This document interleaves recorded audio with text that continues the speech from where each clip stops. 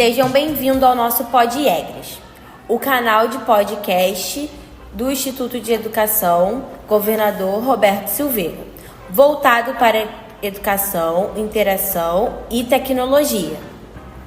Eu sou a aluna Maria Eduarda Silva, do 3º ano do curso normal, e irei conduzir o nosso bate-papo de hoje sobre inteligência artificial na educação. O nosso episódio de hoje irá abordar, mais uma vez, o uso da inteligência artificial na educação e as ferramentas possíveis de ensino.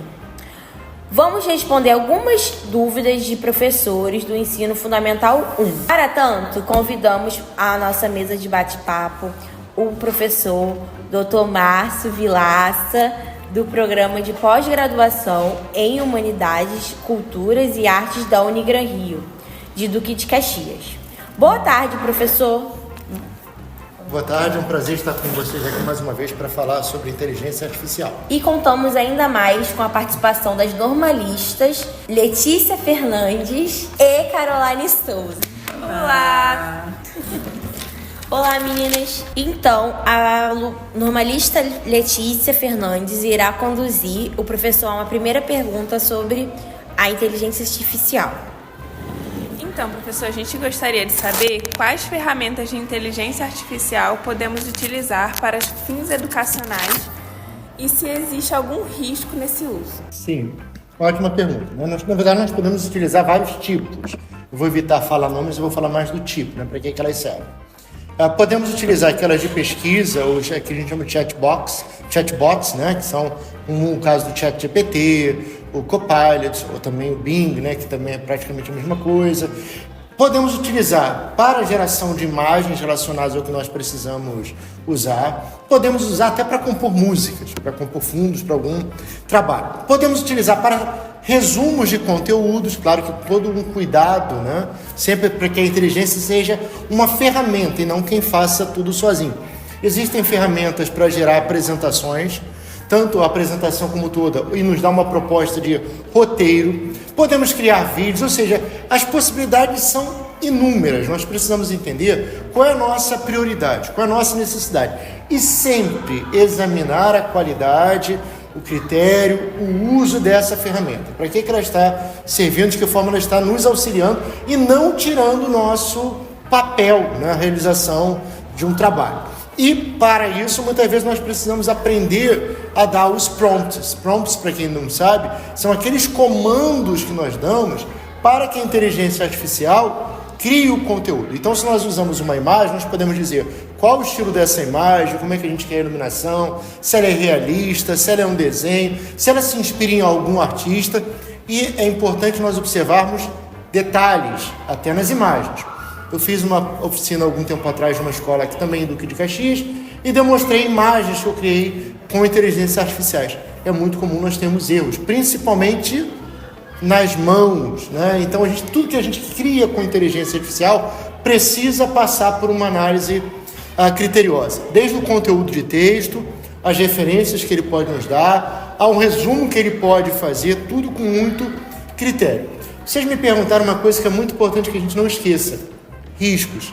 São vários. No episódio anterior, eu comentei que a inteligência artificial erra.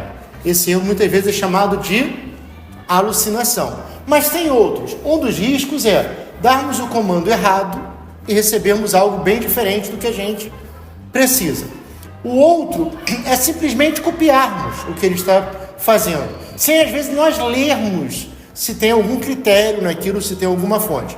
Outro risco muito importante são os relacionados à privacidade e segurança. Eu não posso pegar certos dados, inserir numa inteligência artificial, por exemplo, e pedir que ela faça um relatório para mim. Por quê? A gente não sabe, ninguém lê aquele termo gigantesco de uso, na qual diz o que ela pode fazer com o que nós inserimos.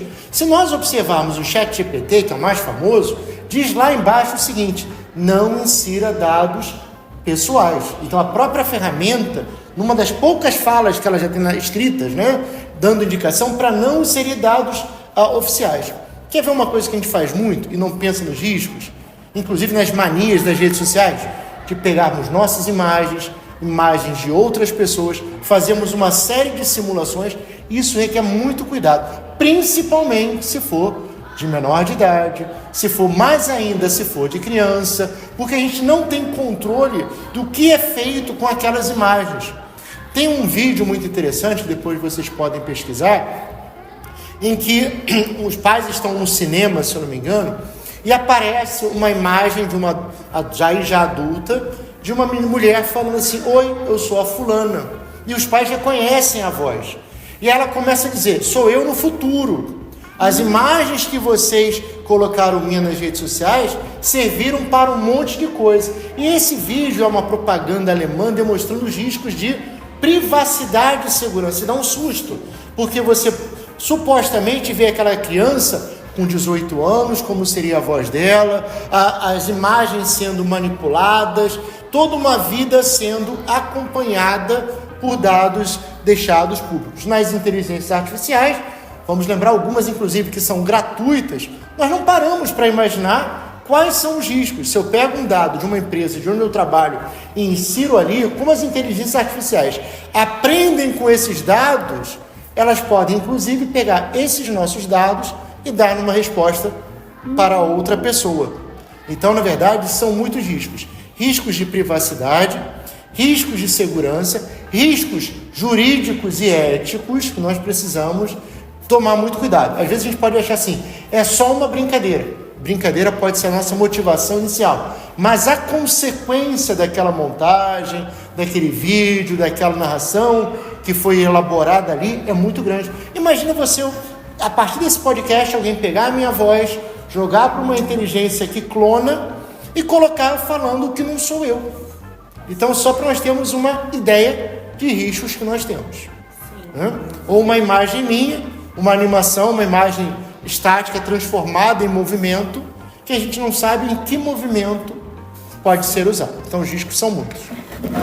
Dia, o que mais tem é aplicativos que junta, tipo, exemplo, eu tenho um aplicativo que me mostrou se eu tivesse duas fotos, como se fosse minha e do meu namorado, e juntasse para ver como que fosse meu filho futuramente. O que mais tem em aplicativos, né, de inteligência artificial sobre isso, né, que a gente não sabe, né, tipo, a gente bota nossa foto ali, cria e pensa que pode ser qualquer coisa, que não vai dar em nada, isso mesmo como você falou. Exatamente. Eu já vi também casos de contar histórias, uma pessoa contando histórias e movimentando a boca. Eu não sei de onde pegaram aquelas imagens, mas a pessoa conta aquela história mexendo a boca. Pode ser, acho, até foto de qualquer uma pessoa. A imagem parece muito ser criada por inteligência artificial. Sim. A imagem, os movimentos e a voz. Na verdade, agora eu lembrei, parecem muito a pessoa real. Eles pegam uma pessoa real, transformam em inteligência artificial, como se ela estivesse contando aquela história. Sim. Por uma foto. Pegou uma foto e conta. Verdade. Às vezes a história não é nem real e ainda tá falando uma mentira, que seria um fake news na internet, usando a imagem da pessoa, a voz da pessoa sem autorização. E agora, para a segunda pergunta, a aluna Caroline de Souza vai falar. Sim. Então, como você também é professor, a gente queria saber, você como professor, você permitiria, tipo, seus alunos usarem inteligência artificial em trabalho, atividades, exercícios, etc? Vamos lá, uma pergunta muito importante. Primeiro vamos contextualizar um pouquinho. Eu sou professor universitário, tenho também formação para educação básica e fundamental, mas trabalho há 21 anos no ensino superior, né? Na graduação e já 15 anos em mestrado e doutorado. Então são algumas coisas um pouco diferentes. Eu não posso dizer para o meu aluno exatamente que ele não pode usar, porque é até difícil de fazer esse controle. Elas vieram para ficar. Eu preciso alertar dos riscos e talvez explicar como é que poderia ser o uso mais produtivo. Eu vou retornar uma pergunta para vocês, para ver se vocês gostariam. Vocês gostariam de ir a um médico, falar os sintomas, ele falasse numa inteligência artificial e perguntasse qual seria o seu diagnóstico e também que a inteligência artificial indicasse o medicamento que você quer usar? Nem um pouco. Uma vez eu fui pesquisar isso. Não parece nada assim. Sim, eu fui pesquisar isso, apareceu que tinha câncer, não sei o quê. Ai, não gosto Exatamente. disso. Se você pesquisar algo assim, você pode ter de uma virose a uma doença terminal. Então esse é um ponto. Segundo que nós precisamos entender é o seguinte: tudo que é novo tende a nos trazer um pouco de medo, porque nós temos muitas dúvidas, né? Já com a internet, antes dessa era atual, uma das inteligências artificiais, muitas pessoas copiavam e colavam. Eu já tive casos em que peguei trabalho que tudo era copiado e colado. Até o agradecimento, só trocava o nome do professor a quem estava se agradecendo alguma coisa. Então, isso não foi inventado pela inteligência artificial. Claro que hoje ela possibilita outras formas. Quando eu era mais ou menos da idade de vocês, até um pouco mais novo, era muito comum um professor passar um trabalho, e a gente colocava na cartolina o papel 40 quilos, e às vezes dividia um grupo. Um ficava quase que era o responsável quem ia ceder a casa, o outro ia fazer pesquisa, um é quem ia fazer letra bonita. E o que acontecia às vezes ali? Alguém procurava um jornal, tinha um jornal, um caderno do jornal Globo chamado Globinho, talvez vocês certamente não conhecem, e as pessoas, ou enciclopédias, elas copiavam, colavam, recortavam e colocavam no papel. Então observe, nesse caso, a pesquisa também era simplesmente localizar uma informação. Se bobear, ele sequer lia o que ele estava colando naquele papel. O que a tecnologia vai fazer muitas vezes é que a forma que nós podemos tirar o nosso papel de estudante muda. Antes eu poderia copiar e colar, recortar um jornal, uma página, uma enciclopédia, uma cópia e colar numa cartolina, no papel 40 quilos. Depois era muito comum o famoso Ctrl+C, Ctrl+V, que eu copio e colo, muitas vezes sem ler. Para vocês terem uma ideia, um artigo numa revista acadêmica conceituada, nas considerações finais, aparecia um comentário sobre isso. Eu não tenho como comentar, porque eu sou um modelo de inteligência artificial. Ou seja, aquele artigo passa por avaliações.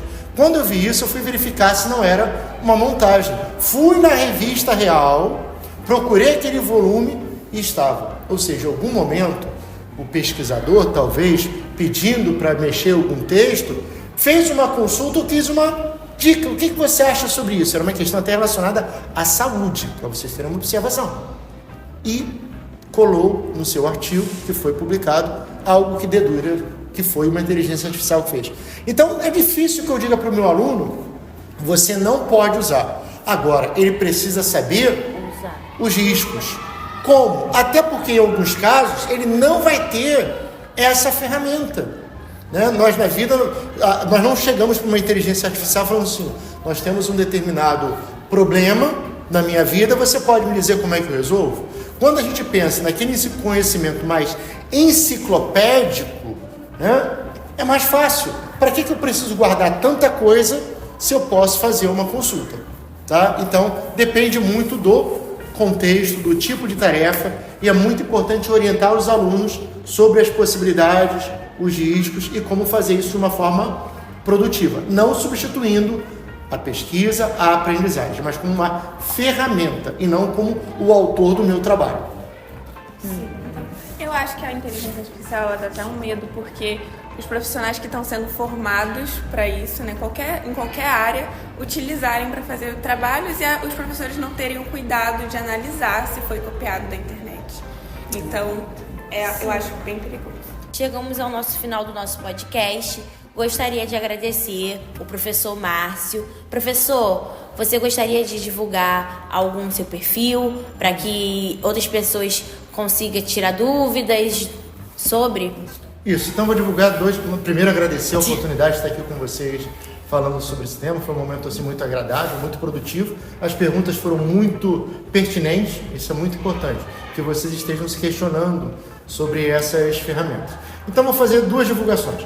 Uma é o perfil do programa de pós-graduação no qual eu trabalho, atualmente sou coordenador, que é no Instagram, @PPGHCA Unigran Rio. Então, os professores de vocês podem saber mais sobre o Unigran Rio, sobre os nossos eventos. No segundo semestre nós devemos ter um seminário de cultura digital. A Ana Paula participou de uma edição no ano passado, deve ser agora, estou fechando a data. E também deixo, quem quer saber um pouquinho mais de inteligência artificial, eu tenho um perfil no qual discuto tecnologia e outras coisas de educação, que é @inovarconecta. Então, lembrando, o programa de pós-graduação que eu coordeno, no qual eu trabalho, @PPGHCA Unigran Rio. E o perfil no qual eu discuto tecnologia, @inovarconecta. Os dois no Instagram. Muito obrigado. Muito obrigada pela sua presença e obrigada também, meninas, Caroline Souza e Letícia Fernandes. Até o próximo episódio. Tchau. Bem, pessoal, aqui termina mais um episódio do nosso Pod Egres, voltado para educação, interação e tecnologia. Eu, professora Ana Paula Martinho, pesquisadora e responsável pelo projeto Escola Conectada, agradeço a participação de todos e peço que você ajude a nossa escola a manter o nosso canal de podcast. Curta, comente as postagens. Se você acha que este conteúdo foi útil ou pode ser útil para alguém, compartilhe com um amigo, uma amiga este material.